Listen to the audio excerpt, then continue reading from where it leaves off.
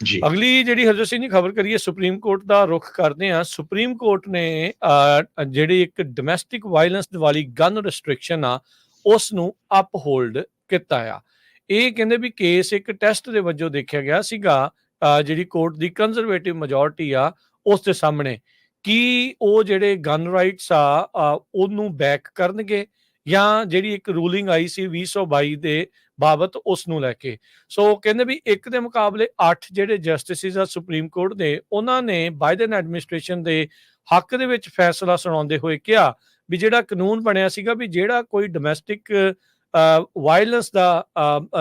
ਜਿਹੜਾ ਹੋਇਆ ਆ ਅਬਿਊਜ਼ਰ ਆ ਉਹ ਉਸਨੇ ਡੋਮੈਸਟਿਕ ਵਾਇਲੈਂਸ ਕੀਤੀ ਆ ਉਸ ਨੂੰ ਗਨ ਜਿਹੜੀ ਆ ਓਨ ਕਰਨ ਤੋਂ ਨਾ ਹੋਵੇ ਉਸ ਕੇਸ ਨੂੰ ਜਿਹੜੀ ਇਹਨਾਂ ਨੇ ਮਨਜ਼ੂਰੀ ਦਿੱਤੀ ਆ। ਸੋ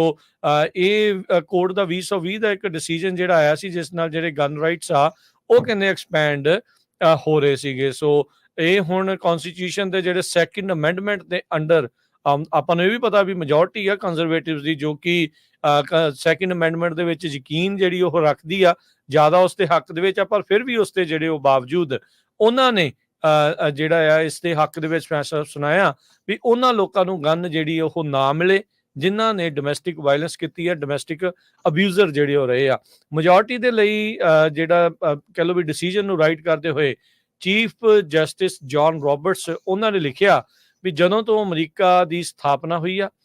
ਮੁਲਕ ਦੇ ਵਿੱਚ ਜਿਹੜਾ ਫਾਇਰ ਆਰਮਸ ਲਾ ਆ ਉਹਦੇ ਵਿੱਚ ਅਜਿਹੀਆਂ ਪ੍ਰੋਵੀਜ਼ਨਸ ਸ਼ੋਰਟਸ ਜਿਹੜੀਆਂ ਹੋ ਰਹੀਆਂ ਆ ਉਹਨਾਂ ਇੰਡੀਵਿਜੂਅਲਸ ਨੂੰ ਰੋਕਣ ਲਈ ਵੀ ਜਿਹੜੀਆਂ ਮੱਦਾਂ ਰਹੀਆਂ ਆ ਜੋ ਕਿ ਕਿਸੇ ਹੋਰ ਨੂੰ ਫਿਜ਼ੀਕਲੀ ਨੁਕਸਾਨ ਪਹੁੰਚਾ ਸਕਦੇ ਆ ਜਾਂ ਫਾਇਰ ਆਰਮਸ ਦੀ ਦੁਰਵਰਤੋਂ ਕਰ ਸਕਦੇ ਆ। ਕਹਿੰਦੇ ਵੀ ਇਹ ਪ੍ਰੋਵੀਜ਼ਨ ਇਸ ਮੌਕੇ ਦੇ ਉੱਤੇ ਇਸ ਟ੍ਰੈਡੀਸ਼ਨ ਦੇ ਨਾਲ ਬਿਲਕੁਲ ਮੇਲ ਖਾਂਦੀ ਆ। ਸੋ ਅਸੀਂ ਇਸ ਫੈਸਲੇ ਦੇ ਉੱਤੇ ਪਹੁੰਚਦੇ ਹਾਂ ਵੀ ਅਜਿਹਾ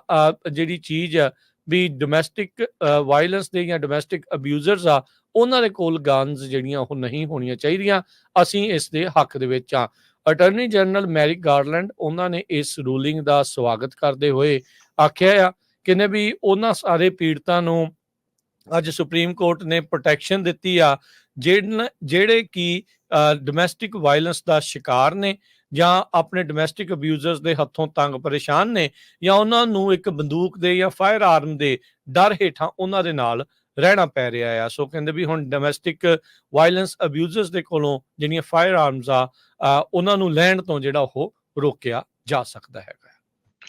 ਜੀ। ਅਗਲੀ ਜਿਹੜੀ ਹਰਜੋਤ ਸਿੰਘ ਜੀ ਖਬਰ ਕਰੀਏ ਸੁਪਰੀਮ ਕੋਰਟ ਦਾ ਰੁਖ ਕਰਦੇ ਹਾਂ। ਸੁਪਰੀਮ ਕੋਰਟ ਨੇ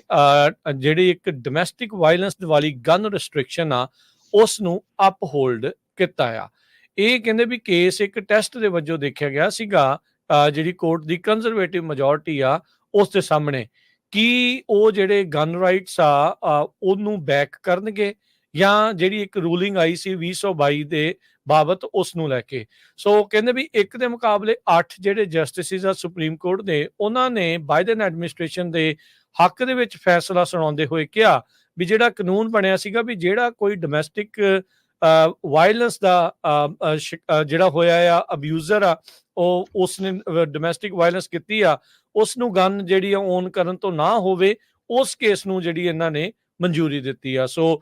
ਇਹ ਕੋਰਟ ਦਾ 2020 ਦਾ ਇੱਕ ਡਿਸੀਜਨ ਜਿਹੜਾ ਆਇਆ ਸੀ ਜਿਸ ਨਾਲ ਜਿਹੜੇ ਗਨ ਰਾਈਟਸ ਆ ਉਹ ਕਹਿੰਦੇ ਐਕਸਪੈਂਡ